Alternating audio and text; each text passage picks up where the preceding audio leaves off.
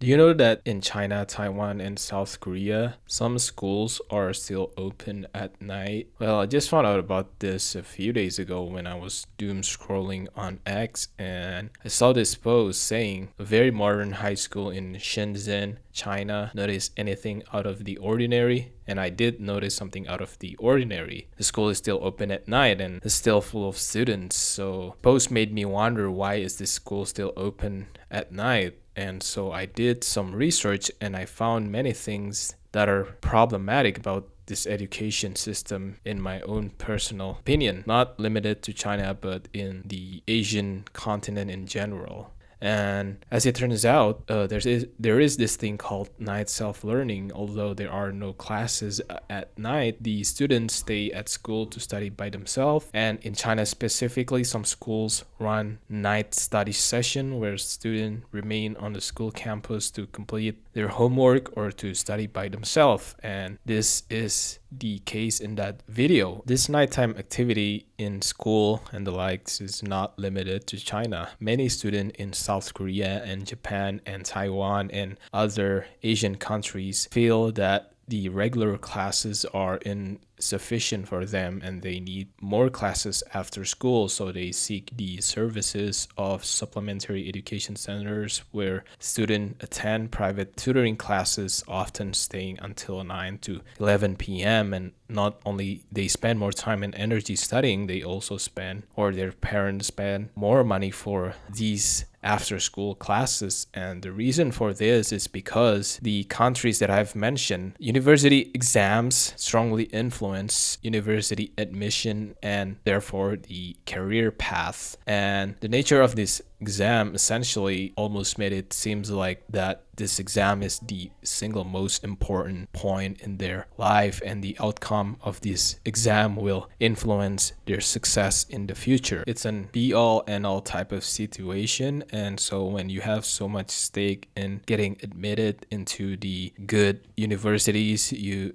extract all of the effort in your body to make sure that you succeeded, and that includes studying as hard and as long as possible. I'm not saying that studying after school at night is abnormal. Studying at night in your room by yourself is something that all students do, and there is nothing inherently bad about it. But it becomes a problem when studying at night at school or the likes of school becomes normalized and almost compulsory, like what happened in some of these Asian countries. Essentially, what these kids do is, I would argue, is worse than these wages working 50 hours a week. At least these wages are getting paid instead of paying to work more. And so why do the student would sacrifice everything to get into these universities? Well, getting to good universities is seen as the only successful path.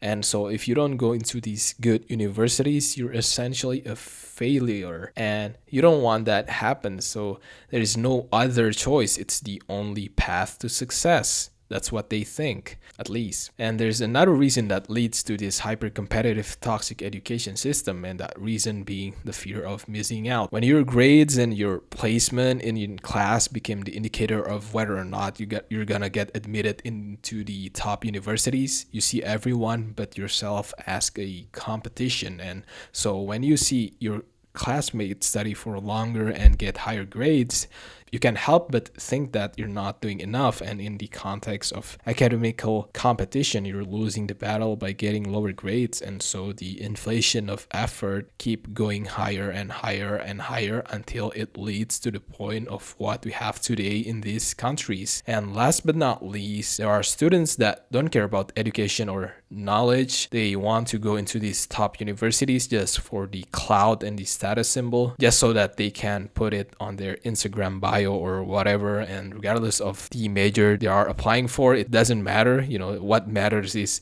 the name of the university that you go to, and regardless of passion and care for the knowledge as well. They just want to go there for the cloud. How dangerous cloud is. I hate Instagram so much. Seeing your classmate from high school getting admitted to the top 3 universities in your country, and meanwhile you fail to go into these universities, will hurt your soul. If you're a big FOMO type of person, you might feel you're missing out. You might feel like you're a failure, not because you will get quote unquote worse quality of of education if you don't go to into these top universities. But because you cannot flex that you get into good universities and then go to good companies to work as a corporate slave. And you know how ingrained the exam is in South Korea when there are TV shows about studying for the national exam. How crazy is that? Again, I'm not making this shit up. You can look it for yourself.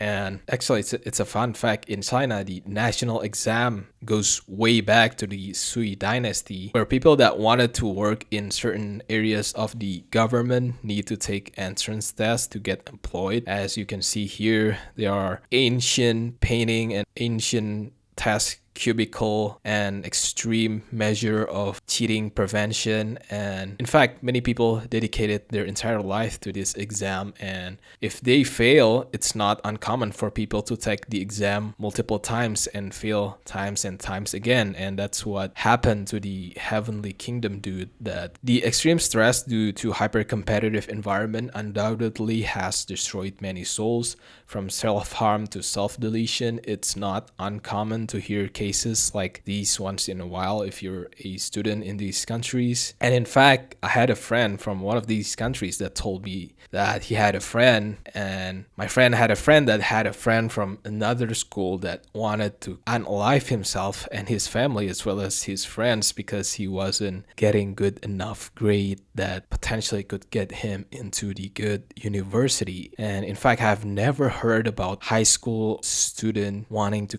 commit seppuku because they got bad grades in any countries except in some Asian countries where the national examination is viewed as the single most important point in their life. And so there is something needs to be done about it. This education system is a byproduct of the socio-economical situation going back to the ancient times in some cases, and to fix it you need to address the root cause, and that's not possible if you're not in the position of power. And even if you're in the position of power, I personally cannot think a way to fix this extremely competitive education system. Well, actually, when I think about it, the most realistic way of fixing this system is to make the university entrance tests less competitive, and how is that achieved is another question to answer. But yeah, it goes back to the fact that in some of these countries, the status and the wages of the blue collar jobs are not as high as the white collar jobs, although they are changing now in the recent times probably due to the degree inflation. And yeah, I honestly don't have any advice to give you if you're studying in this education system other than just accept it. And if you're not studying in this education system, be grateful, okay? Could have had it worse, you know? One of my friends went into these schools and he told me that he was told word by word by his tutor that university exam will decide the course of the rest of his life. Imagine the stress that got into him. Imagine telling a 17 years old guy that the exam he was about to take will decide his life for the next 60 to 70 years of his life. Imagine that. Thank you guys for watching. Please like this video. I hope you find it informative. This video took me quite a while to make, so I would appreciate if you give this video a like and subscribe so you don't miss out on my new video. I'm trying to get monetized. I'm almost halfway there. I need 1,000 subs, so please, I need all the help.